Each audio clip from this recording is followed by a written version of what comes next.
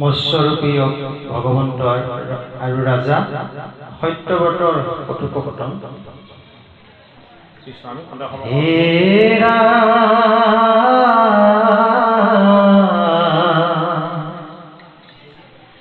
নিগদতি শুক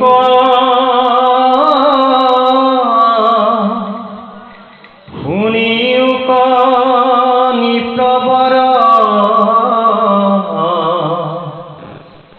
হাতনন্তেৰে যেন কথা মাধৱৰ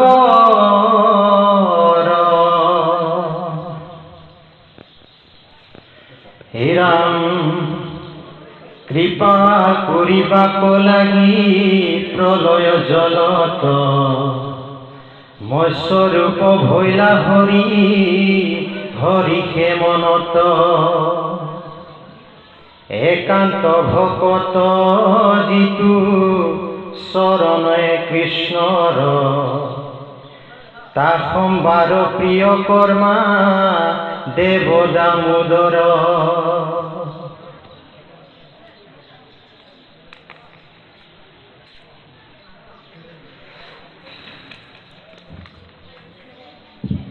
ভগৱন্ত বদতি শুনিও মহেশ নৰেশ্বৰ এক কথা কহু মই আগত তোমাৰ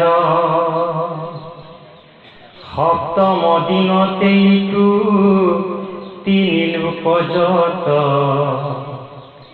যাইবে তল মহাৰাজা প্ৰলয় জলত এৰা তেবে তিনি লোকবাসী হবে যাইবে নাশ হেন দেখি মনে কিছু নকৰিবা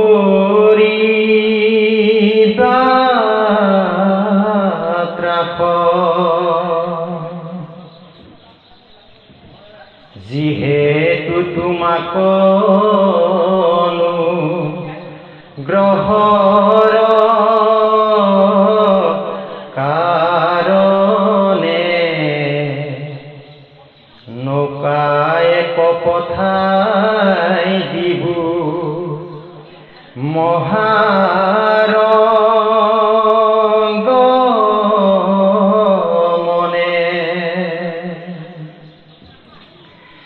আতি মহানৌকা সিটো বহল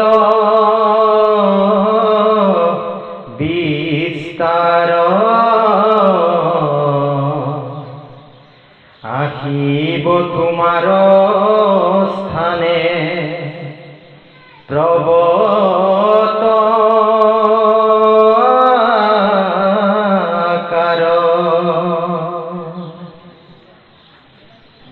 হে ৰাম সপ্ত ঋষিগণে যুক্ত হয়া মহামতি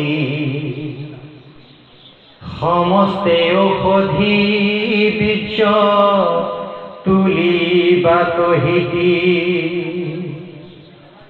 সেহি নৌকা মাজে তুমি চৰি মহাশয়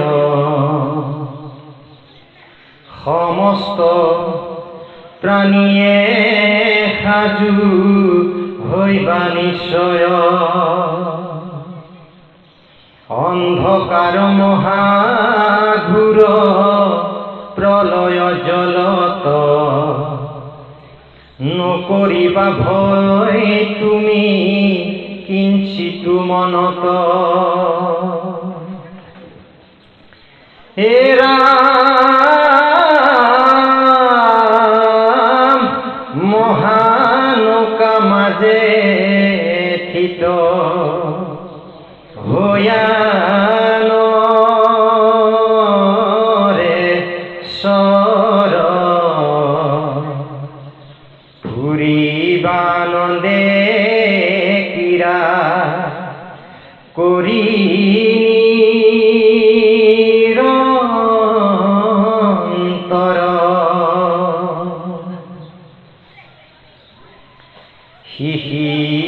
সকলৰ দিব কান্তি শৰীৰৰ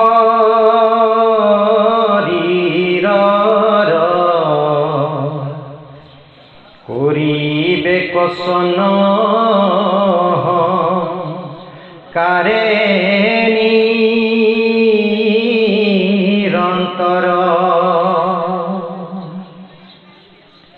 আৰু এক কথা শুনি উকনি প্ৰবৰ কম্প মানে হৈবু নাও বাবে প্ৰলয়ৰ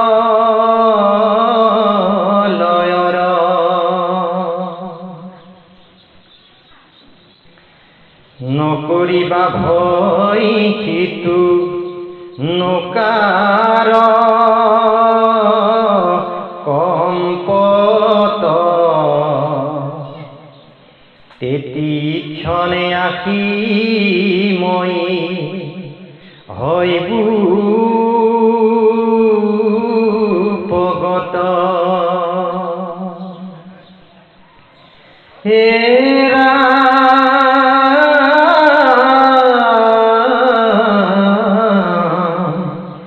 হেন সময়ত শুনি উকম ৰায় আহিবন্ত বাসুকি প্ৰবত সমকায় মুহুৰ পিস্থিৰ শিঙে কৰিবা যতন বাসুকি সহিতে নৌকা কৰিবা বন্ধন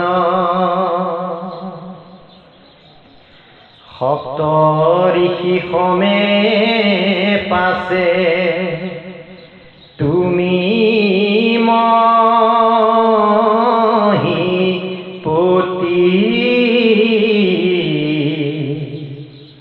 সেহি নৌকা মাজে থিত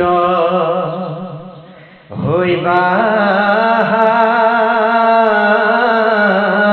সম্প্ৰতি হে ৰাম নৌকাই সহিতে মই প্ৰলয় জলত ফুৰিবু বিহাৰ কৰি আনন্দে মনত যাৱত ব্ৰহ্মাৰ সীমা হুৱে সমাপতি এহি মতে ক্ৰিয়াময়ী কৰি ব্ৰুণীপতি পাছে তুমি মহাজন পুষিবা আমাত পৰম আনন্দে মই কহিবু তোমাত হে ৰাম মুহুৰ মহিমা যাক বুলে বিদ্যা মান পর ব্রহ্ম যাক হেন বুলে দেব গণ মুহুর প্রসাদে তাক জানিবা মনত অপরীক্ষ করি মুখ দেখিবা চৰিত অষ্টম স্কন্ধত মৎস্য চৰিত্ৰত এতিয়া আমাক যিখিনি কথা কৈছে, এই মৎস্য চৰিত্ৰ মানে আচলতে বস্তুটো কি, তত্ত্বটো কি, আমি প্ৰথম সেই কথাটো জানিব লাগিব যে মৎস্য চৰিত্ৰ মানে আচলতে জীৱৰ চৰিত্ৰ। মৎস্য মানে কি? মৎস্য মানে জীৱ। জীৱ হিচাপে আমি যেতিয়ালৈকে জন্ম পোৱা নাছিলোঁ তেতিয়ালৈকে আমি হৰিক প্ৰত্যক্ষভাৱে উপাসনা কৰিবলৈ কেতিয়াও সুযোগ পোৱা নাছিলোঁ। সেইটো কাৰণে সত্যব্ৰত ৰজা এজন মহাঋষি। তেওঁ কি কৰে? তেওঁ তপ সাধনা কৰি ব্ৰহ্মময় আনন্দৰ অনুভৱ তেওঁ হৃদয়ত সদায় লাভ কৰে তপ সাধনাৰ দ্বাৰা। এতিয়া সদায় চিন্তা কৰি থাকে সত্যব্ৰত ৰজাই যে তোমাক আনন্দ ৰূপত অকণমান সময় দেখা পাওঁ, কিন্তু আকৌ তপময় সাধনাৰ পৰা আঁতৰি অহাৰ লগে লগে এই জগতৰ যিমান দুখ আছে গোটেই দুখখিনি আজি আহি মোক বেৰি ধৰে। তাৰ ভিতৰতে এটা তেওঁ ডাঙৰ দুখ হ'ল কি, যে তোমাৰ পৰা মই আঁতৰি থকাৰ যিটো দুখ, তোমাৰ পৰা মই আঁতৰি থকাৰ যিটো দুখ, এই দুখটো মই বৰ বেছিকৈ অনুভৱ কৰোঁ। যে তেওঁৰ লগত যে ঈশ্বৰ আছে এই অনুভৱটো কৰাবৰ কাৰণে এতিয়া সত্যব্ৰত ৰাজাক হৰিয়ে এবাৰ কি দেখুৱাব, বোলে মোক তুমি ঈশ্বৰ ৰূপত বুজি নোপোৱা, যদি তুমি মোক জানিব বুজিব পাৰা মোৰ মায়াৰ তত্ত্বৰেদিহে মোক জানিব পাৰিবা। হে সত্যব্ৰত ৰাজা কদে খাইলানি মায়া হে নধৰিলে সমুদ্ৰেটো মাৰ মৎস্যকায়া।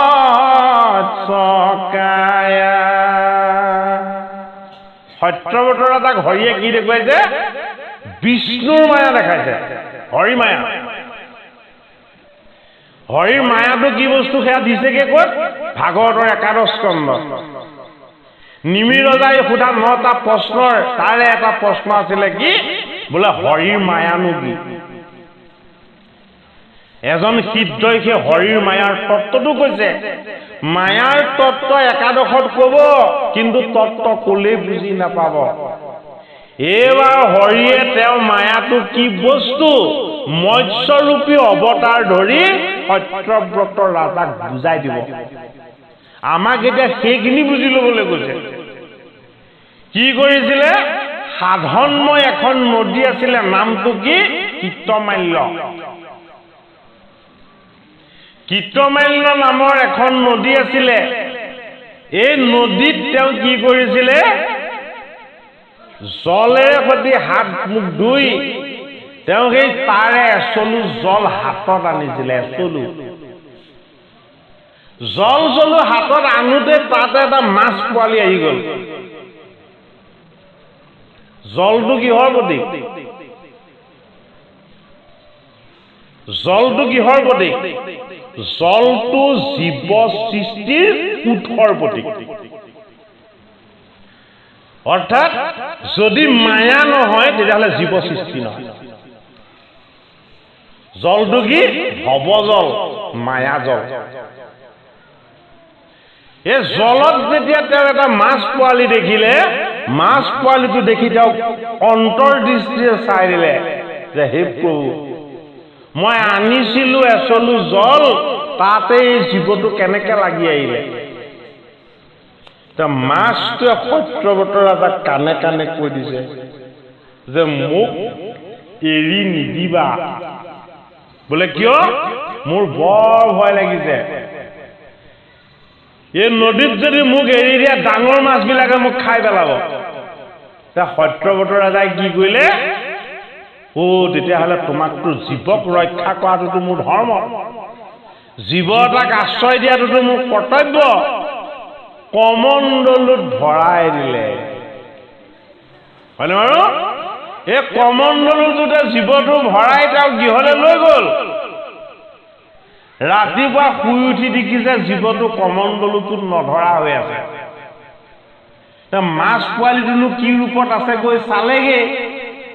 চালত যেতিয়া তাত নধৰা হ'ল, এইটো কষ্ট পাইছে, তেতিয়া ডাঙৰ পাত্ৰ এটাত নি তাক থৈ দিলে। ২ নম্বৰ দিনা চাইছে সেইটো পাত্ৰটো নধৰা হ'ল। তাৰ পাছত কি কৰিলে, এটা জলাশয়ত থলেগে সৰু। জলাশয়টোত থলত আকৌ তাতো নধৰা হ'ল।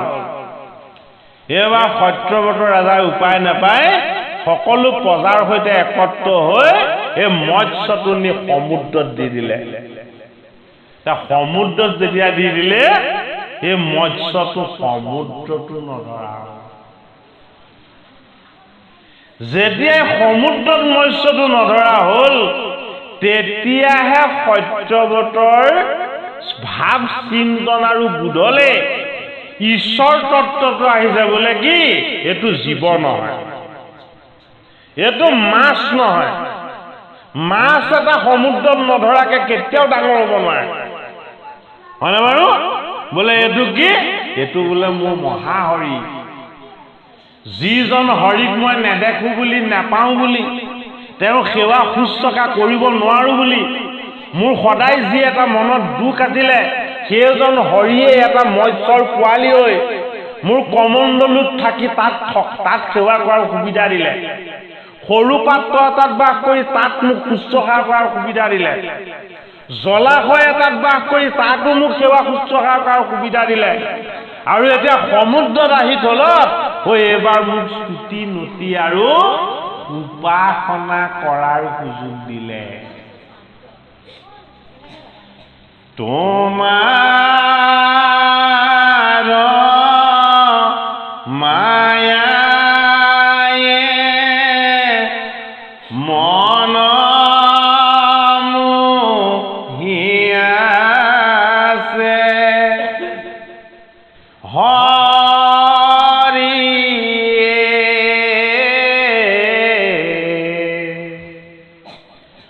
অজ্ঞান আন্ধাৰে পৰে পাৰল পাওঁ ৰাম ৰাম। সত্যব্ৰত ৰজাৰ মনটো কিহে মুহিছিলে? হৰিমায়া। হৰিমায়াই মুহিছিলে কি কৰি? এটা জীৱত যে ঈশ্বৰ, এটা জীৱতেই যে শিৱ, এটা জীৱতেই যে ঈশ্বৰৰ সত্য শুদ্ধ সনাতন তত্ত্ব গোটেইখিনি প্ৰতিষ্ঠা হৈ থাকিব পাৰে। হৰিৰ মায়াৰূপী অজ্ঞানৰ কাৰণে সত্যব্ৰত ৰজাই সেই কথাটো অনুভৱ কৰিব পৰা নাছিলে। কাৰ মায়াই মোহিত কৰিছিলে? হৰি মায়াই মোহিত কৰিছিলে। এতিয়া হৰিৰ মায়াটো যেতিয়া ভেদ হৈ গ'ল, সত্যব্ৰতে যেতিয়া এই মৎস্যৰূপী ঈশ্বৰক যেতিয়া সমুদ্ৰত স্তুতি কৰিলে, মৎস্যৰূপী ঈশ্বৰ সমুদ্ৰক কৈছে, মোৰ মায়া ইমানতে শেষ হোৱা নাই। এই মায়াৰ যোগেদি মই তোমাৰ মোৰ সত্যটোক দেখুৱালো, আৰু এতিয়া তোমাৰ ওচৰলৈ কি আহিব? মায়াৰ পৰা মুক্ত হৈ তুমি আৰু মই এক হৈ সদায় আনন্দত ৰমণ হৈ থাকিব পৰা যিটো বস্তু, সেই বস্তুটোৰ নাম হ'ল প্ৰলয়। সত্যব্ৰত ৰজাৰ ওচৰলৈ কি আহিব? প্ৰলয় আহিব। সত্যব্ৰতে বুজি পালে মাছটো কোন আছিলে? মাছটো সত্যব্ৰত ৰজা নিজে আছে। মাছটো ঈশ্বৰ নাছিলে, মাছটো ঈশ্বৰৰ মায়া আছিল। সেই মৎস্য পোৱালিটো কোন আছিলে? সত্যব্ৰত ৰজা নিজে আছিলে। সত্যব্ৰত ৰজাই নিজে নিজক চিনি পাই গ'ল। এই নিজক নিজে চিনি পোৱাটোকে কি বুলি কোৱা হয়? মায়া দূৰ হৈ যোৱা। যেতিয়ালৈকে আমি নিজে নিজক চিনি নাপাম, তেতিয়ালৈকে আমাৰ মায়া দূৰ নহয়। সত্যব্ৰত ৰজাই বুজি পাই গ'ল, যে এই কমণ্ডলত থকা মৎস্য পোৱালিটো মোৰ মাতৃগৰ্ভত থকা মোৰ অৱস্থাটোৰ কথা বুজালে। এই মৎস্য পোৱালিটোক নি মই যে ডাঙৰ পাত্ৰ এটাত থৈছিলো, মই মাতৃৰ কোলাত শুই মাতৃৰ স্তনপান কৰি থকাৰ অৱস্থাটোক বুজালে। আৰু মোৰ যেতিয়া কৈশোৰ হ'ল, মই যেতিয়া পিতৃ মাতৃৰ পৰা আঁতৰি অকলে থাকিব লগা হ'ল, তেতিয়া মই জলাশয়ত থকাটো বুজালে।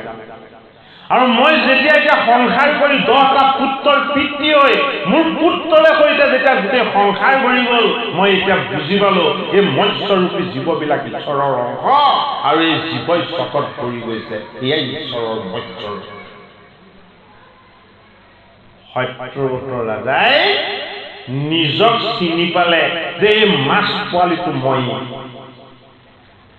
মাতৃৰ কোলাৰ পৰা কৈশোৰ কালৰ পৰা বিবাহৰ যোগেদি সংসাৰ সমুদ্ৰ সৃষ্টি কৰা মই ৰূপী জীৱই এই ঈশ্বৰৰ।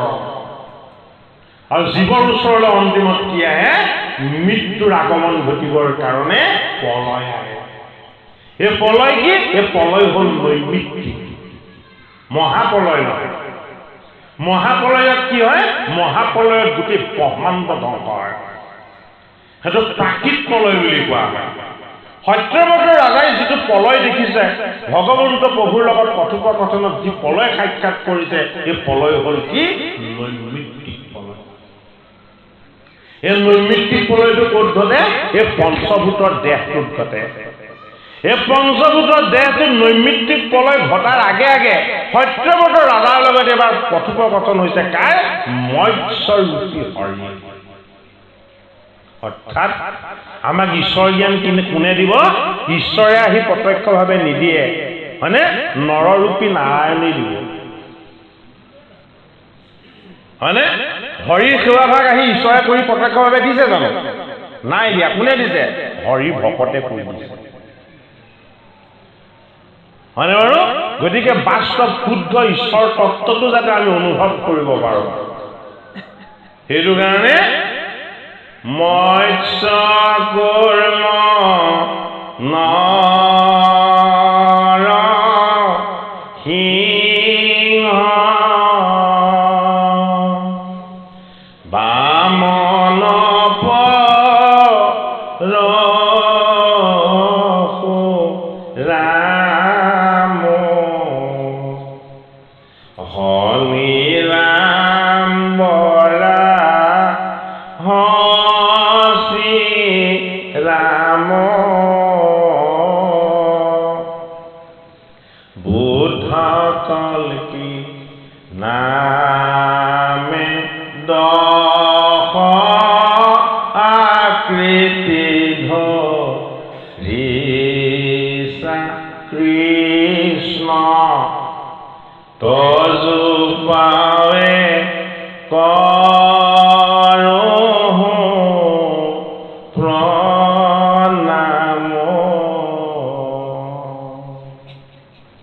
মাধৱ মহাপুৰুষে ঘোষা শাস্ত্ৰ ভাগৰ প্ৰথম 24 চন্দ্ৰৰ 3 নম্বৰ জোকা ঘোষাত কি বুলি লিখিছে?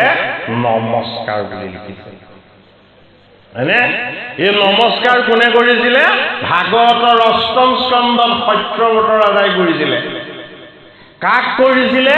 মৎস্যৰূপী হৰিক কৰিছিলে। মৎস্যৰূপী হৰিয়ে সত্যব্ৰত ৰাজাক কি বুলি কৈছিলে? যে তোমাৰ ওচৰলৈ নৈমিত্তিক প্ৰলয় যাব, এই নৈমিত্তিক প্ৰলয়ত মই তোমাক ৰক্ষা কৰিবৰ কাৰণে মই মোৰ ফালৰ পৰা এখন নৌকা পঠাই দিম, যান পঠাই দিম, হয়নে বাৰু? আৰু এই নৌকাখনত তুমি অৱস্থান কৰি নৈমিত্তিক প্ৰলয়ৰ সময়ত তুমি স্থিৰেৰে থাকিব পাৰিবা। এই নৈমিত্তিক প্ৰলয়ৰ সময়ত সত্যব্ৰত ৰাজাক যি 7টা বস্তু এই নাওখনত ল'বলৈ কৈছিলে, সেই 7টা বস্তু আমাৰ শাস্ত্ৰবিলাকত প্ৰকাশ হৈ আছে। আৰু পৰীক্ষিতৰ অভিশাপটো কেইদিনীয়া আছিলে? 7 দিনীয়া আছিলে। এতিয়া প্ৰথম বস্তুটো কি লৈছিলে? বোলে নৌকা। নৌকা কি? নৌকা হ'ল আমাৰ এই দেহটো। এই দেহটো এখন নাও। এই নাওখন আহি ক'ত লাগিলে? এই নাওখন আহি লাগি গ'ল মায়াৰ বালিচৰত, ভৱ সমুদ্ৰত আহি নাওখন লাগি গ'ল। এতিয়া এই নাওখন কলৈ নিব লাগিব? এই নাওখন এই পাৰৰ পৰা সিপাৰলৈ নিব লাগিব, হয়নে? এই পাৰত নাওখন সদায় অস্থিৰ, সিপাৰত নাও সদায় সুস্থিৰ। এই পাৰত মায়া আছে, সিপাৰত মায়া নাই। এই পাৰত জীৱ আছে, সিপাৰত শিৱ আছে, হয়নে? এই পাৰত আমি আছো, সিপাৰত তুমি আছা। এই ইপাৰৰ পৰা সিপাৰলৈ পাৰ হৈ যোৱাৰ যিটো পথ, এই পথটোৱে হ'ল ভাগৱতৰ ৮ম স্কন্ধত দেখুওৱা সত্যব্ৰত ৰাজাক নৈমিত্তিক প্ৰলয়ত জগতৰ হৰিয়ে যিখন নৌকা তেওঁক বাচিবৰ কাৰণে, ৰক্ষা পাবৰ কাৰণে উপায় হিচাপে দিছে। মাধৱে এই নৌকাখনকে বনাই দেখুৱালে কিহেৰে? ভগৱন্তৰ 10জনা নামেৰে। এই নামৰ নৌকাত উঠি ঈশ্বৰক নমস্কাৰ কৰি এই ভৱ সংসাৰ পাৰ হৈ যোৱাৰ যিটো উপায়, সেই উপায়টোকে আমাক ভাগৱত শাস্ত্ৰ, গীতা শাস্ত্ৰ, কীৰ্তন শাস্ত্ৰ, ঘোষা শাস্ত্ৰ, এই শাস্ত্ৰবিলাকে আমাক দেখুৱাইছে। এইটো কাৰণে মৎস্য মানে মায়া, কুৰ্ম মানে সংগম। এই চঞ্চল জীৱবিলাক কেতিয়া সংগমী হ'ব? মৎস্য কুৰ্ম, মৎস্য মায়া কুৰ্ম সংগম। মৎস্য হ্ৰস্বকাল জীয়াই থাকে, কুৰ্ম দীৰ্ঘকাল জীয়াই থাকে, হয়নে? মৎস্য চঞ্চল হৈ থাকে, কুৰ্ম সংগমী হৈ থাকে। মৎস্য কি? মৎস্য জলচৰ। কুৰ্ম কি? কুৰ্ম উভচৰ। মৎস্য জীৱৰ প্ৰতি, কুৰ্ম কিহৰ প্ৰতি? কুৰ্ম সাধনাৰ প্ৰতি, হয়নে? মৎস্য মায়াৰ তত্ত্ব, কুৰ্ম কিহৰ তত্ত্ব? কুৰ্ম হল অমৃত তত্ত্ব। সেইটো কাৰণে কি কৈছে? মৎস্য কুৰ্ম নৰসিংহ। এই চঞ্চল, ক্ষণস্থায়ী, মৃত্যুমুখী, এই মায়াময়, এই মৎস্যৰূপী জীৱটোক কেনেবাকে যদি গুৰুৰ চৰণ, ভকত বৈষ্ণৱৰ সং, ভগৱানৰ নাম গুণ আৰু ভক্তিৰ যদি কেনেবাকে অকণমান স্পৰ্শ পায়, ই কি হ'ব? ই অস্থিৰৰ পৰা সুস্থিৰ হ'ব, ই চঞ্চলৰ পৰা গহীন গম্ভীৰ হ'ব, ই অস্থিৰতাৰ পৰা ধীৰ স্থিৰভাৱে গতি কৰিব। সেইটো কাৰণে আমাক কি লাগিব? আমাক প্ৰথমতে লাগিব ভকত বৈষ্ণৱৰ সং, আমাক লাগিব গুৰুৰ চৰণ, আমাক লাগিব শাস্ত্ৰৰ শুদ্ধ নয় আৰু বিচাৰ, আৰু আমাক লাগিব কি? জীৱনৰ ঈশ্বৰমুখী ঐশ্বৰ্যযুক্ত যিখিনি সংস্কাৰ। এই গোটেইখিনি শেষ কৰি আমাৰ পঞ্চভূতৰ দেহাটোত অতি কমেও 16টা বিকাৰ থাকে। পঞ্চভূতৰ দেহত কেইটা বিকাৰ আছে? ষোড়শ বিকাৰ বুলি কয়, 16টা বিকাৰ আছে। এই 16টা বিকাৰৰ একাদশ ইন্দ্ৰিয় মন আৰু 10টা ইন্দ্ৰিয়, 5টা কৰ্ম ইন্দ্ৰিয় আৰু 5টা জ্ঞান ইন্দ্ৰিয়। 5টা কৰ্ম ইন্দ্ৰিয়, 5টা জ্ঞান ইন্দ্ৰিয় আৰু একাদশ মন, 11টা ইয়াৰ বিকাৰ। আৰু ইয়াৰ লগত যোগ হৈছে কি? 5টা ক্ষণস্থায়ী বস্তু, পঞ্চভূত। এই গোটেইকেইটা বস্তু লগ হৈ কি হ'ল? আমাৰ দেহ নামৰ তত্ত্বটো 16টা বিকাৰ উৎপত্তি হ'ল। এই 16টা বিকাৰৰ পৰা জীৱক যদি কেনেবাকে উদ্ধাৰ কৰিব পাৰে, প্ৰথমতে পৰিচয় পাব লাগিব জীৱৰ। সেইটো কাৰণে জীৱৰ পৰিচয়টো হ'ল মৎস্য। দ্বিতীয়তে পৰিচয়টো পাব লাগিব জীৱৰ কৰ্ম। জীৱৰ কৰ্মটো হ'ল সংযম, সাধনা আৰু উপাসনা। সেইটো কাৰণে কুৰ্ম। এই মৎস্যৰূপী মায়াৰ জীৱত কুৰ্মৰূপী ঈশ্বৰৰ সাধনা কেনেবাকে যদি প্ৰত্যক্ষ হয়, তেতিয়াহ'লে নাম হ'ল সিংহমন্ত সাহসৰ প্ৰতীক। এই নৰ শৰীৰ হ'ল এই সত্যব্ৰত ৰজাক আগবঢ়োৱা নৌকাখন, হয়নে? শৰীৰৰূপী নৌকা, নামৰূপী ঈশ্বৰৰ নিৰ্গুণ তত্ত্ব, এই দুইটা বস্তু এক হ'লে জন্ম মৃত্যু কাল মায়া, এই সমস্তবিলাকৰ ভয় ভীতি নিজে নিজে আঁতৰ হৈ যায়। সেইটো কাৰণে সিংহ মৎস্য কুৰ্ম নৰসিংহ। নৰৰূপী নৌকাখন সিংহমন্ত হৰিৰ সাধনা, উপাসনা আৰু ভক্তিৰ তত্ত্বত যদি কেনেবাকে লগাই দিব পৰা যায়, তেতিয়া কি হ'ব? কাল মায়াদিৰ অধিকাৰী ঈশ্বৰজনৰ চৰণ সেৱা কৰাৰ সুযোগ পোৱা যাব। আমি ডাঙৰ ডাঙৰ ৰজা, মহাৰজা, ডাঙৰ ডাঙৰ যশমান খ্যাতিৰ গৰাকী হৈ ঈশ্বৰক সেৱা কৰাৰ কোনো প্ৰয়োজন নাই। তেনে বামন হৈ, বাওনা হৈ, ক্ষুদ্ৰ হৈ, সৰু হৈ, সূক্ষ্মৰো সূক্ষ্ম হৈ, ভিক্ষু হৈ পেলাই আমি ঈশ্বৰক সেৱা কৰিব লাগে। সেইটো কাৰণে কি বুলি কৈছে? বামন। বামন কি? যদিও হৰি তাং ভিক্ষু। হৰিৰ ৰূপত যোৱা নাই, বৈষ্ণৱৰ ওচৰলৈ ভিক্ষু ৰূপত গৈছে। যদিও আমি হৰিৰে অংশ জীৱ, আমাৰ লগত যদিও পুণ্য আছে, হয়নে বাৰু? আমি এই সংসাৰত কি দেখিব লাগিব? গোটেই জগতখনক হৰিময় দেখিব লাগিব। যি দিছে হৰিয়ে দিছে, যি পাইছো ঈশ্বৰৰ কৃপাত পাইছো। আমাৰ নিজস্ব বুলি ইয়াত একো নাই। এই অনুভৱটোৱে বায়ু শোধন কৰিব, এই অনুভৱটোৱে আত্ম শুদ্ধ কৰিব, এই অনুভৱটোৱে জীৱক শুদ্ধ কৰিব। সেইটো কাৰণে কি বুলি কৈছে? মৎস্য কুৰ্ম নৰসিংহ বামন। তাৰ পাছত কৈছে পৰশুৰাম। আমাৰ বাহু ঈশ্বৰে দুটা দিছে। অহংকাৰৰ সময়ত আমাৰ বাহু কেইটা হয়? আমাৰ সহস্ৰ বাহু হয়, 1000 বাহু হয়। অহংকাৰৰ সময়ত আমাৰ কি হয়? আমাৰ মুখ এখন আছিলে 10খন হৈ যায়। যেন কাৰোবাক বেয়াকে 10খন মুখে গলেহে শান্ত হম। হয় নে নহয় তেনেকুৱা পৰিস্থিতি?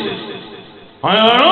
এইটো কাৰণে আমাৰ অহংকাৰৰ 1000 বাহু, বেয়া কথা কবলৈ বিচৰা এই 10খন মুখ হৈ এইবিলাকক ছেদন কৰিব লাগিব। কিহেৰে?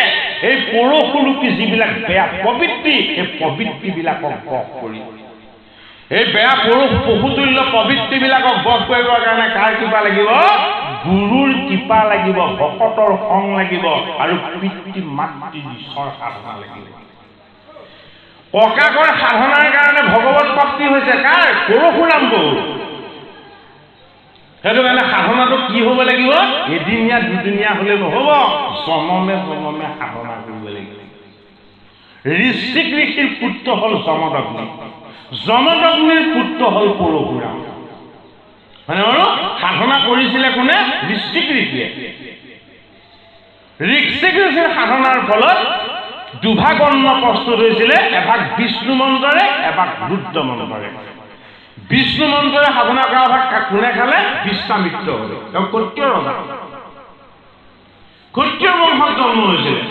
আৰু ৰুদ্ৰ মন্ত্ৰৰে সৈতে ব্ৰাহ্মণৰ পুত্ৰক খুৱাইলে। তেওঁ কি হল? তেওঁ কুধি হল, জেদি হল, আৰু অহংকাৰৰ প্ৰতীক হল। এই জগতৰ যিমান কুধ জেদ অহংকাৰ ৰূপী ক্ষত্ৰিয়ময় বৃত্তি আছিলে, এই ক্ষত্ৰিয়ময় বৃত্তিবিলাককে নিষেধ কৰি দিব পৰা শক্তি আৰু সামৰ্থ্য ক'ত আছিলে? তেওঁ কুঠাৰখনত আছিলে। এই কুঠাৰখনেই হল আমাৰ মনৰ কামনা, বাসনা, লোভ, মোহ, এই গ্ৰন্থিবিলাকক ছেদন কৰি দিব পৰা সংশয় গ্ৰন্থি ছেদনৰ প্ৰতীক। গতিকে পৰশুৰামৰ সেই শক্তিমন্ত কুঠাৰখনেৰে সৈতে আমাৰ সংশয়বিলাক, এইটো হ'ব নে নহ'ব, এইটো কৰিম নে নকৰিম, এই দ্বিধাগ্ৰস্ত দ্বিধাবিলাকক আমি কি কৰিব লাগিব? ছেদন কৰিব লাগিব। হয়নে বাৰু? আমাৰ লগত কি আছে? আমাৰ লগত বল আৰু বীৰ্য সীমাহীন আছে। কাৰ? আত্মাৰ শক্তি, ভগৱন্তৰ শক্তি, ঈশ্বৰৰ শক্তি। সেই শক্তিটোৰ নাম কি? হলিনাম, হলায়ুধ। ভগৱানৰ আত্মাৰ শক্তিয়েহে আমি প্ৰত্যেকে চলি আছো। আমি নিজৰ শক্তিয়ে কোনো চলি থকা নাই। এই অস্তিত্বৰ উপলব্ধিটোৰ নাম কি? বলৰাম। আত্মবলটোক উপলব্ধি কৰা, পৰমাত্মাৰ শক্তিটোক উপলব্ধি কৰা। এই সত্যব্ৰত ৰজাক নৈমিত্তিক প্ৰলয়ত 7টা বস্তু তেওঁ লগত ৰাখিবলৈ কৈছে, আৰু এই 7টা বস্তু ঈশ্বৰে আমাৰ লগত দি পঠিয়াইছে। আত্মসংযম লাগিব, ভগৱত চিন্তন লাগিব, ভকত বৈষ্ণৱৰ সংগ লাগিব, শাস্ত্ৰৰ শুদ্ধ বিচাৰ লাগিব, আৰু মনৰ লাগিব এটা গভীৰ আগ্ৰহ।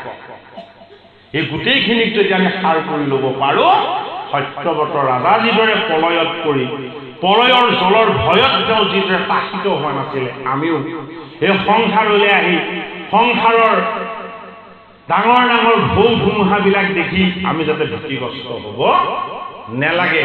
অষ্টম স্কন্ধ।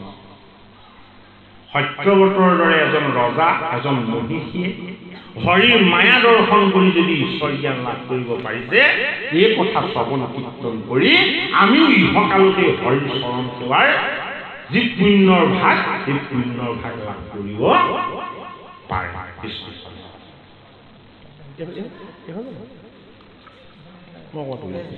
কোনখিনি আছে?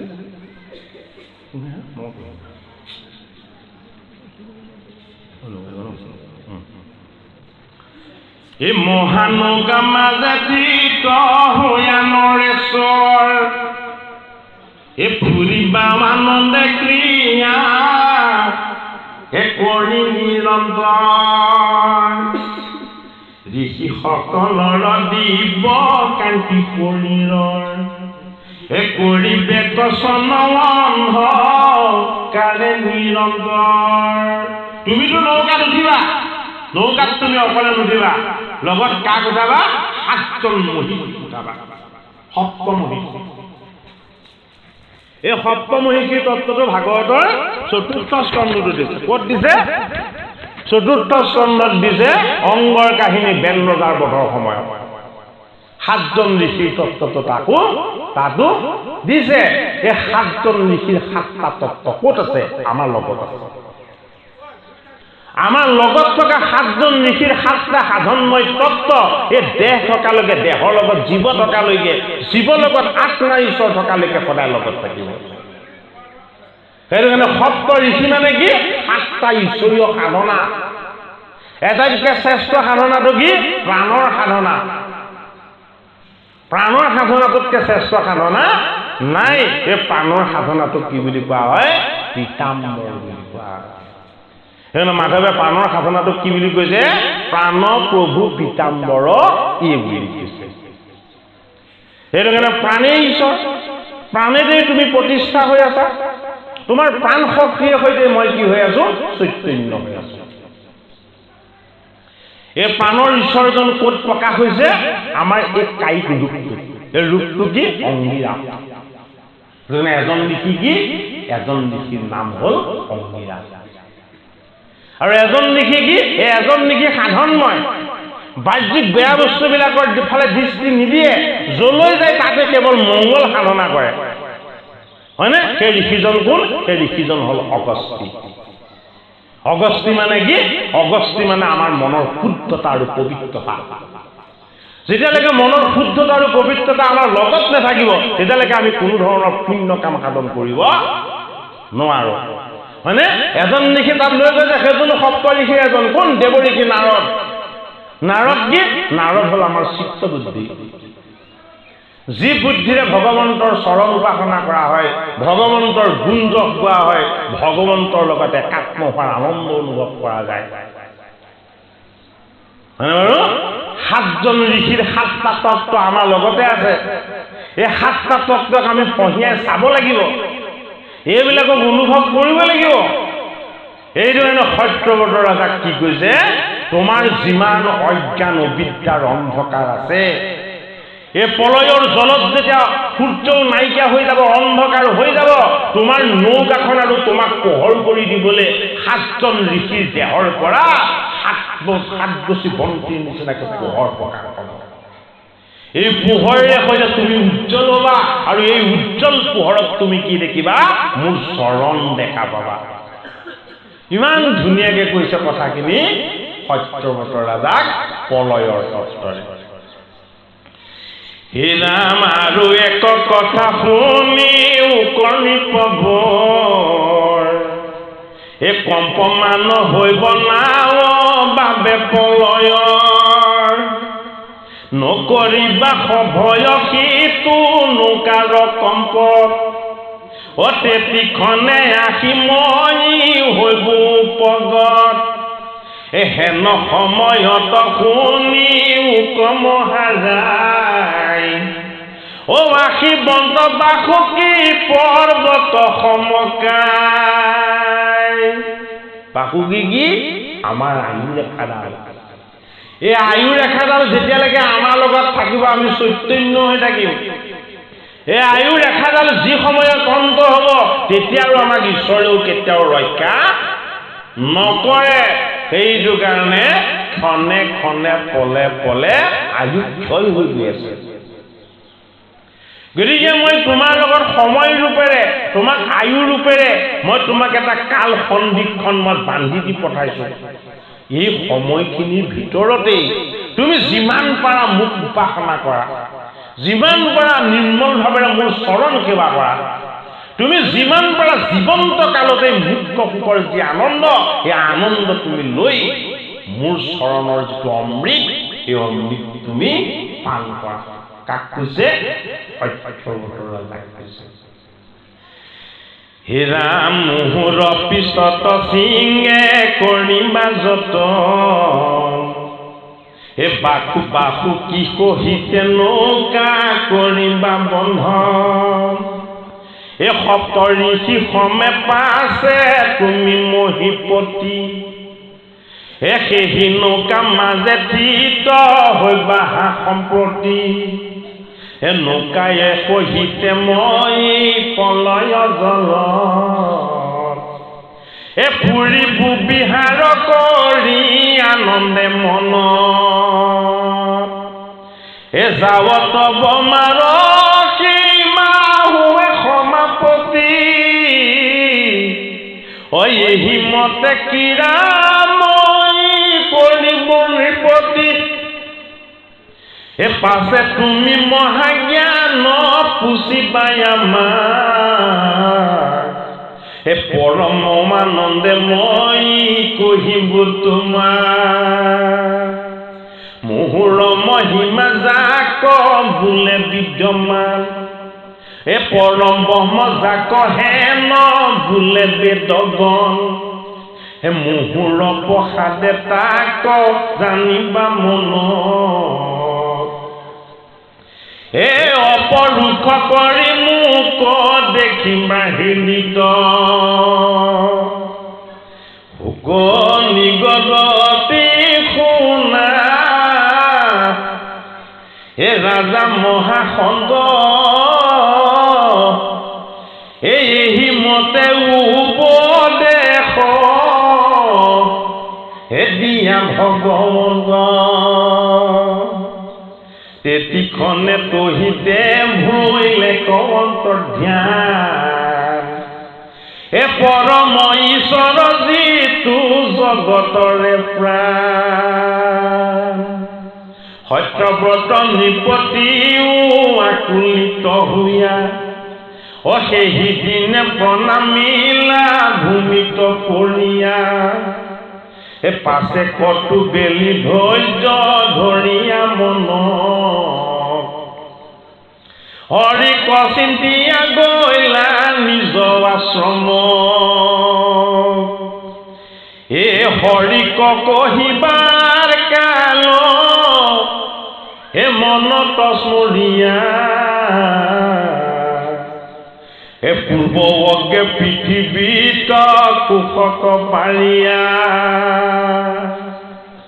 এ পূৰ্ব উত্তৰক মুখ কৰি ৰাজৰ ঋষি, বহিলা আসনে তাত পৰম হৰিষি, এ মৎস্যৰূপী হৰিৰ চৰণ কুমৰীয়া, এ ক্ৰহিলন্ত ৰাজা মন নিচল কৰিয়া,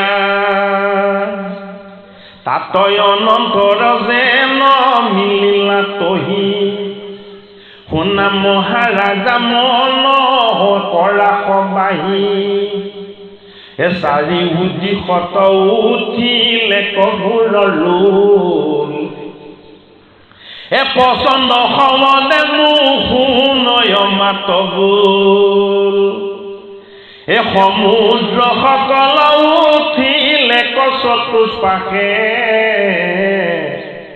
এ মহাচন্দ্ৰ বেগে মহি তল কৰি আহে, গিৰিবন দেশ সবে দিশ সমস্ত, এখনেকে বুঢ়াই পাই লওঁ আপোন পাশক, হেন দেখি স্মৰি ৰাজা হৰিৰ আদেশ, অ তাহাকে সুমৰি ৰাজা নকৰিলা ক্ৰোধ, এ পাছে তেতিখনে ৰাজা মাথা তুলি চাইলা,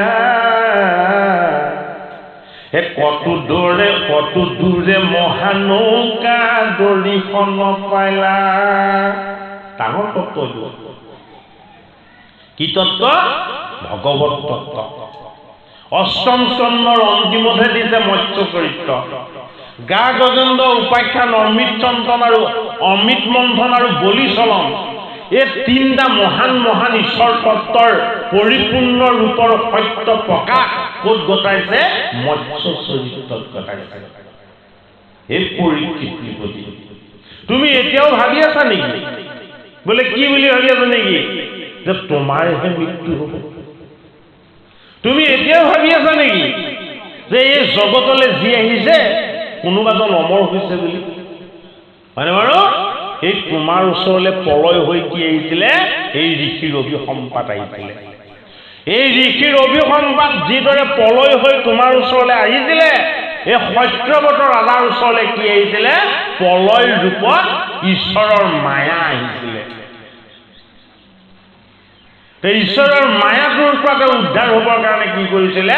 কুশ বন পাৰি পূব উত্তৰ দিশৰ ফালে সন্মুখ কৰি মহাহৰিৰ চৰণ চিন্তা কৰাত তেওঁ একনিষ্ঠ হৈ বহিছিলে। আৰু একনিষ্ঠ হৈ বহোতে কি হ'ল? গোটেই সমুদ্ৰবিলাক উঠলি উঠলি আকাশৰ সমান ওখ হ'বলৈ ল'লে। আৰু সত্যব্ৰতৰ নৃপতিয়ে দেখিছে কি? যে মই এতিয়া এই চলত ডুব যাম। মায়াতেই জীৱৰ উৎপত্তি, মায়াতেই জীৱ লয়, ব্ৰহ্মতেই উপজে, ব্ৰহ্মতেই লয় হয়। এতিয়া কি কৰিলে? এই ব্ৰহ্ম তত্ত্বটোক ধাৰণ কৰা শক্তিটো কি? পৰম ব্ৰহ্ম। এই পৰম ব্ৰহ্মৰ সনাতন সত্তাটোৰ কোনোদিন মৃত্যু হ'ব নোৱাৰে, কোনোদিন বিনাশ হ'ব নোৱাৰে। তুমি এই পৰম সত্য, তুমি এই পৰম তত্ত্ব, তুমি এই অবিনাশী ঈশ্বৰ তত্ত্ব। আৰু তোমাৰ আৰু মোৰ মাজত কোনো দূৰত্ব নাই, কোনো ভেদ নাই। য'ত তুমি আছা তাতেই মই বৰ্তমান হৈ থাকিম, য'ত মই আছো তুমি তাত নাথাকিব পাৰা। কিন্তু য'ত তুমি আছা মই কি হ'ম? মই তাত থাকিমেই। বোলে কিয়? তুমি প্ৰাচীন পুৰুষ, সকলোৰে উৎপত্তি কেৱল তোমাৰ পৰাই হৈছে। সেইটো কাৰণে কায় বাক্য মন সকলো এক কৰি সত্যব্ৰত ৰাজাই এই পাৰ্থিৱ দেহৰ কায়িক মায়াৰ বাসনাৰ পৰা নিজক মুক্ত কৰিলে। হে পৰম ব্ৰহ্ম, হে পৰম পিতা, হে পৰমেশ্বৰ, এই পলয়ো তোমাৰ মায়া, এইবিলাকে তোমাক স্পৰ্শ নকৰে। আৰু তুমি আৰু মই অভেদ্য, তোমাৰ মোৰ মাজত কোনো পাৰ্থক্য নাই। এইখনেই হ'ল ভৱ নৌকা কাৰণ হ'ব পৰাৰ সুদীৰ্ঘ নৌকা। যিখন নৌকাত হৰিৰ চৰণ আছে, ভগৱন্তৰ কৃপা আছে, ভগৱত প্ৰাপ্তিৰ সম্পূৰ্ণ সম্ভাৱনাখিনি যিখন নৌকা ধাৰণ হৈ আছে, সেইখনেই হ'ল মহাহৰি। মহাহৰিয়ে কি কৰিলে? এখন দিব্য নৌকা পঠাই দিছে কালে? সত্যব্ৰত ৰজালে। সেইটো দেহ হেৰাৰ পাছত সত্যব্ৰত ৰাজাই আকৌ এটা নতুন দেহ পাব, সেই সম্ভাৱনা। এই দেহটোৰ কি হয়? প্ৰকৃতিতে উপজে, প্ৰকৃতিতে লয় হয়। সিপাৰত থাকি সিপাৰ নেদেখে, এইপাৰলৈ অহাৰ পাছত সিপাৰক মায়াৰ আৱৰণে ৰাখি দিয়া হয়। সিপাৰটো যাতে কোনো কাৰণত দেখা পোৱা নাযায়। ভাগৱতৰ অষ্টম স্কন্ধত এই পাৰত থকা জীৱই সিপাৰত থকা ঈশ্বৰৰ লগত একত্ৰ হৈ দিবলৈ পাণ্ডৱৰ নাদি পৰীক্ষিত নৃপতি সুখদেৱ গুৰু ভগৱানে এই কথা যেতিয়াই কৈ দিলে, পৰীক্ষিতৰ তেতিয়া মোহ মায়া সমস্তখিনি বিকাৰ পৰীক্ষিতৰ পৰা আঁতৰ হৈ গ'ল। বোলে কিয়? য'ত তুমি গুৰু, য'ত তুমি ভগৱান, য'ত তুমি মোৰ ঈশ্বৰ আছা, তাৰ সেই ঠাইলৈ কেতিয়াও তক্ষকৰূপী মৃত্যু বা মোৰ কাল কেতিয়াও প্ৰৱেশ হৈ আহিব নোৱাৰে। ভাগৱত শাস্ত্ৰই দিছে ভকতক বৈষ্ণৱক সুধি হয় ঈশ্বৰৰ ইচ্ছা। অস্থিৰ হোৱাৰ কোনো কাৰণ নাই। বোলে কি? ৰক্ষক এজন, যিজন ৰক্ষকে তোমাক সদায় ৰক্ষা কৰি আছে, সেইজনৰ লগত তুমি একাত্ম হোৱা। এনেই আমাৰ সাধাৰণ লোক এজনৰ লগত একাত্ম হ'বলৈকে আমি অলপ চেক্ৰিফাই কৰিব লাগে না নাই? লাগে বাৰু, হয়নে বাৰু? কণ্টেক হ'লেও যাব লাগিব, মুখৰ মাত এষাৰ হ'লেও দিব লাগিব, হয়নে বাৰু? অন্য সময়ত নগ'লেও অন্ততঃ মানুহ দুনুহ ঢুকালে মাত এষাৰ হ'লেও আমি লগাব লাগিব নে নালাগে? লাগে। গতিকে পৰম ব্ৰহ্মৰ লগত আমি একাত্ম হ'বলৈ আমি কিমান কষ্ট কৰিব লাগিব ভাবি চাওক। আমাৰ কায় বাক্য মন সমস্ত তেওঁক অৰ্পণা কৰিব লাগিব। অৰ্পণাটো কৰিলোঁ বুলি ক'লে নহ'ব, তাৰপাছত আমি সেইবিলাক বস্তুৰ ওপৰত কোনো অধিকাৰ সাব্যস্ত কৰিব নেলাগিব। হৰিক দিয়াৰ পাছত আকৌ তাত ক'ত অধিকাৰ আছে জানো? নাই। সত্যব্ৰত ৰাজাই নিজৰ দেহটোক মই বুলি ভাবিছিলে। এই মৎস্যৰূপী মায়াৰ যোগেদি বুজিলে এইটো দেহটো মোৰ নহয়, এইটো হৰিয়ে পিন্ধি থকা চোলা, মই ইয়াত বিলাস কৰিহে আছো। মানে বাৰু হৰিয়ে পিন্ধি থকা চোলাটোকে মই মোৰ বুলি ভাবি আছিলো, আৰু এইবাৰ নৈমিত্তিক প্ৰলয়ৰ সময়ত দেখুৱাই দিলে বোলে কি তুমি পিন্ধি থকা চোলাটোৱেই মই নহয়, এই ভৱ সংসাৰ সমুদ্ৰ জগত ব্ৰহ্মাণ্ড জীৱ এই সকলোবিলাকেই মই। সেইটো কাৰণে যত দেখা যত শুনা সবে হৰিময়। যেতিয়ালৈকে আমাৰ দৃষ্টিলে হৰিময় দৃষ্টিটো নাহিব মন শুদ্ধ নহব। কিয় মন শুদ্ধ নহব? কিবা এটা বেয়া দেখিলে মনত শপত থাকিব। গোটেই দিনটো গালি পোৱাৰ পাছতো দক্ষক এটা কথাৰ উত্তৰ নিদিলে। কোনে? স্বয়ং শিৱই। কি দেখুৱালে? বৈষ্ণৱৰ মহিমা দেখালে। মানে বাৰু আমাক এষাৰ ক'লে আমি 6 বছৰলৈকে নাপাওঁ আৰু হয়নে নহয় বাৰু? জনমে জনমে আমি সেইটো নেপাওঁ আৰু সেইটো কাৰণে ভাগৱত শাস্ত্ৰই কৈছে ভাল ভাবা, ভাল চিন্তা কৰা, ভালদৰে ঈশ্বৰত সমৰ্পিত হোৱা। কোনে বেয়া কৈছে কোনে ভাল কৈছে এইবিলাক গণিত থাকিব নেলাগে। এই ভাবক ভাই ভজ ভগৱন্ত ভক্তিভাৱে, মনটোক ভগৱন্তক ভক্তিভাৱে ভজা কৰ্মত আমাক লগাই দিবলৈ কৈছে মাধৱ মহাপুৰুষে প্ৰসাদ শাস্ত্ৰত। সত্যব্ৰত ৰাজাৰ হৰিৰ মায়া দৰ্শন মৎস্যৰূপ দৰ্শন কৰি জীৱৰূপী পৰীক্ষিত গুৰুৰূপী শুকৰ যি কথোপকথন হ'ল, এই কথোপকথনত গংগাৰ পাৰ জিলিকি, গংগাৰ পাৰত 60 সহস্ৰ ঋষিয়ে চকু পানী টুকি টুকি এই কৃষ্ণৰ অমৃত পান কৰি কৰি তেওঁলোকে জীৱন ধন্য কৰিলে। হয়নে? কেৱল পৰীক্ষিতে উদ্ধাৰ হোৱা নাই, সহস্ৰ সহস্ৰ ঋষি উদ্ধাৰ হ'ল। কেৱল জীৱই উদ্ধাৰ হোৱা নাই, গংগাৰ পাৰৰ 3 তৰু লতিকা কীট পতংগ সমস্তখিনি উদ্ধাৰ হ'ল। বোলে কি হ'ল? পৰীক্ষিতে অন্তিমত সমস্ততেই ভগৱান কৃষ্ণক দেখা পাইছে। গতিকে ভাগৱত কথা শ্ৰৱণ কৰি কীৰ্তন কৰি আমিও জগত ব্ৰহ্মাণ্ড জীৱত সমস্ততে ঈশ্বৰ সত্তাক দৰ্শন পাব লাগিব। নহলে আমাৰ ওচৰলৈ এই জীৱনৰ দুখ দুৰ্দশা যন্ত্ৰণা, হয়নে, টেনচন অস্থিৰতা, এই বেয়া বস্তুবিলাক আমাৰ ওচৰলৈ আহি থাকিব। এইবিলাককে ভাগৱতত কি বুলি কৈছে? প্ৰলয় বুলি কৈছে। এইবিলাকে আচল প্ৰলয়। আমাৰ কাৰণে বেলেগ প্ৰলয় এতিয়া নাই। এই প্ৰলয়বিলাকে আমাক কি কৰি আছে? চলনা কৰি আছে। সেইটো কাৰণে ভাগৱত শাস্ত্ৰভাগ সকলোৰে কাৰণে শাস্ত্ৰই ভাগ, যে ইয়াক কোনোবাই ব্যক্তি বিশেষেহে যে ইয়াৰ অমৃত পান কৰিব পাৰিব এনে নহয়। ভাগৱত শাস্ত্ৰ গুৰুজনাই সকলোৰে কাৰণে দিছে। এই ভাগৱত শাস্ত্ৰ যদি আমি শুদ্ধ চিত্তে মন প্ৰাণ এক কৰি আমি যদি শ্ৰৱণ কীৰ্তন কৰোঁ, এই পৰীক্ষিত ৰজাক সত্যব্ৰত ৰজাৰ ওচৰলৈ অহা নৈমিত্তিক প্ৰলয়ৰ যিটো কষ্ট বা দুখ, এই দুখটোক প্ৰশমিত কৰাৰ যিটো উপায়, এই উপায়টো ক'ত দিছে? অষ্টম স্কন্ধত দিছে। তুমি জন্ম পালা হৰিৰ কৃপাত, মৃত্যু হ'ব হৰিৰ ইচ্ছাত। জন্ম মৃত্যুৰ এই কথাখিনি চিন্তা কৰি তুমি একো লাভ নাই। আৰু অৰ্জুনক সেই কথাটোকে কি বুলি কৈছে? জাতস্ৰহে ধ্ৰুৱ মিত্ৰ ধ্ৰুৱং জন্ম মৃতস্য তস্মাৎ পৰিহাৰাৰ্থে নক্তং সুচি তামো হাসি এৰা অৰ্জুন নেকান্দিবা একো দুখ নকৰিবা বোলে কিয় এই সকলক তুমি বধ কৰিম বুলি কিয় দুখ কৰিছা তুমি বধ কৰাৰ আগতে এই সকলোকে মই মাৰি থৈছো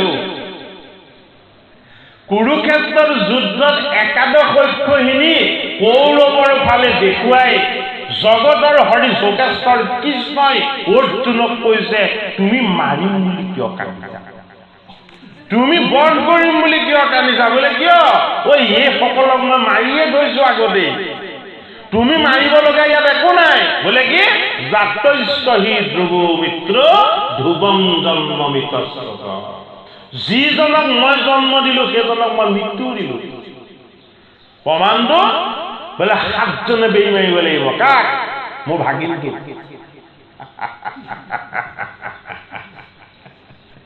এই মহাধনুৰ্ধৰ অৰ্জুন অকামিলা হৈ থাকি যাব মহাগদাধৰ বিকুৰৰ অকামিলা হৈ ৰৈ যাব ধৰ্মক ধাৰণ কৰি ধৰ্মক শক্তিমন্ত হোৱা যুধিষ্ঠিৰো সেইদিনাখন ধৰ্ম শক্তিত দুৰ্বল হৈ যাব বোলে কি হ'ব অভিমন্যুক বধ কৰিবৰ কাৰণে মই 7 জন ৰথীৰে সৈতে মই চক্ৰবেহু নিজে বনাই দিছো চক্ৰবেহুটো কোনে বনাইছিলে কৃষ্ণ বনাই থৈছে কামখিনিহে তাক কৰিছে কেতিয়া বনাইছিলে এই মাতৃৰ গৰ্ভত থাকোতে তই কেনেকে মৃত্যুলৈ সোমাবি মই ৰাস্তাটো দেখুৱাই দিছো চা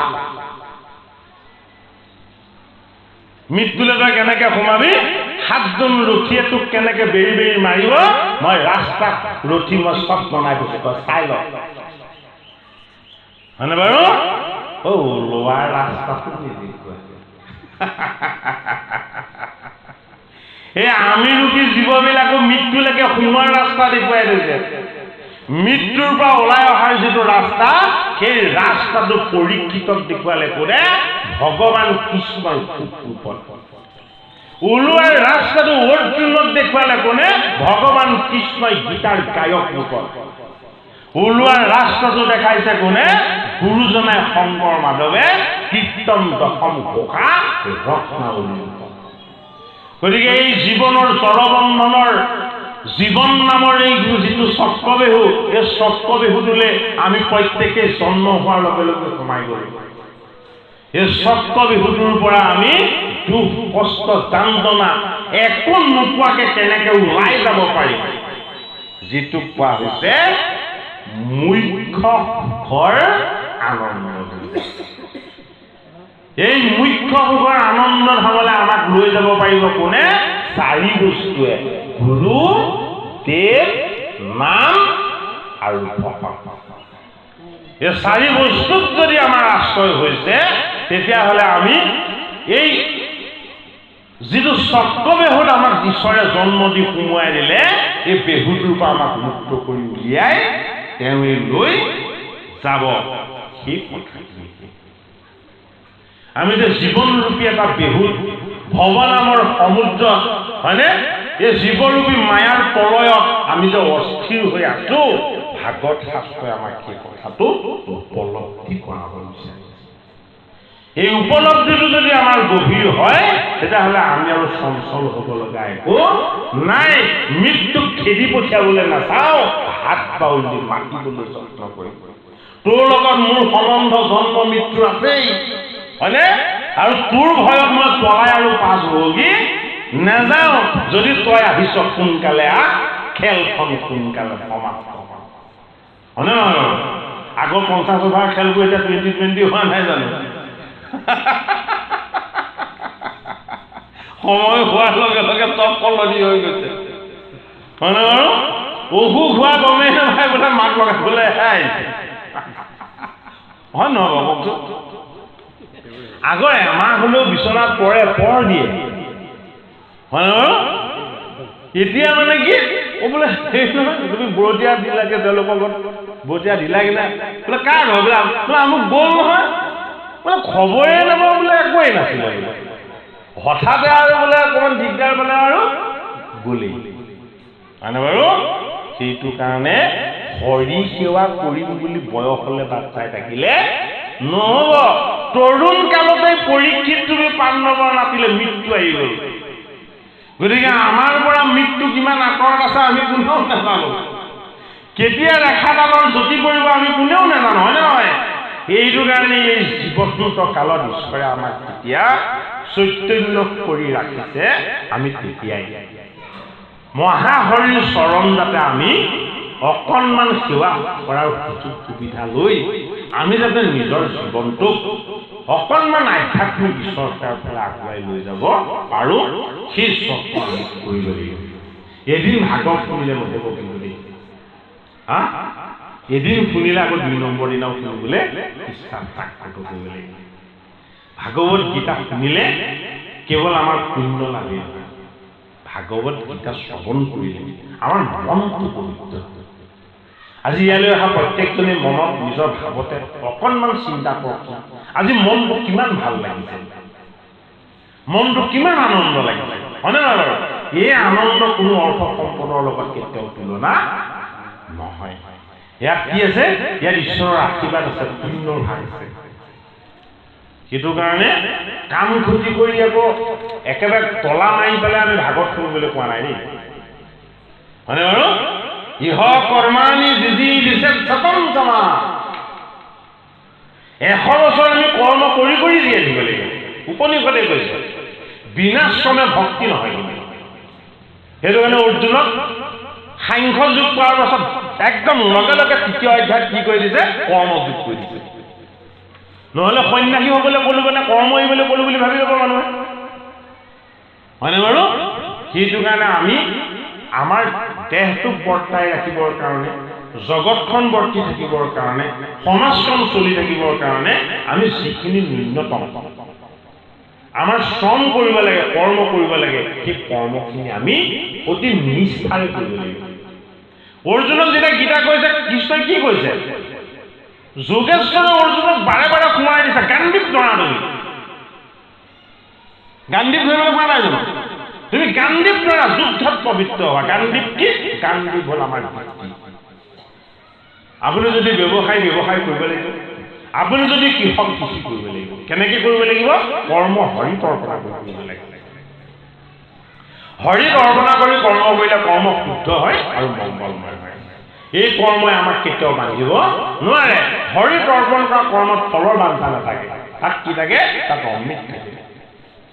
সেইটো কাৰণে ভাগৱত গীতা শাস্ত্ৰই আমাক কৰ্ম বিমুখ আমাৰ জীৱনক আমাক কেতিয়াও আদৰি ল'বলৈ কোৱা নাই। আমি শ্ৰম কৰিব লাগিব, নিজৰ কৰ্তব্য দায়িত্ব নিষ্ঠাৰে পালন কৰিব লাগিব।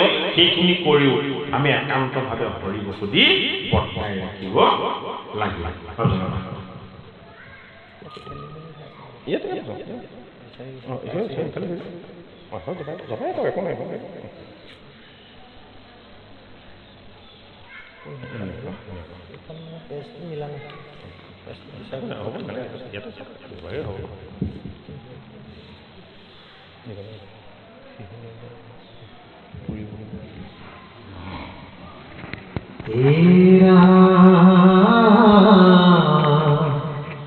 নৌকায় সহিতে মই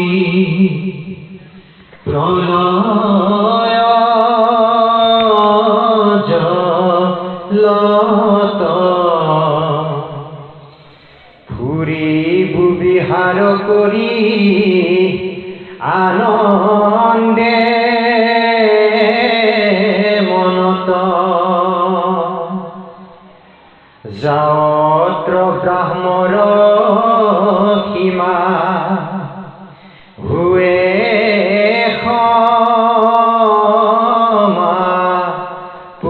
সমাপতি এহি মতে ক্ৰিয়া মই কৰিবু নিপ্ৰতি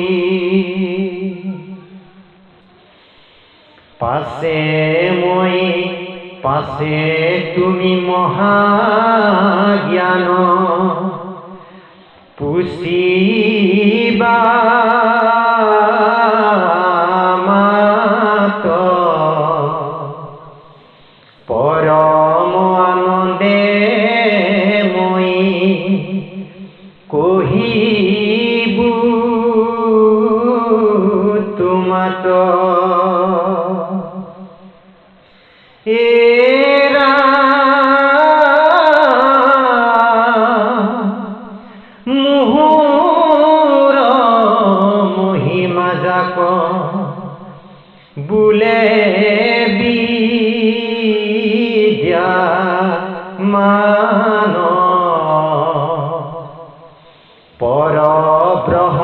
যাক হেন বোলে দেবগণ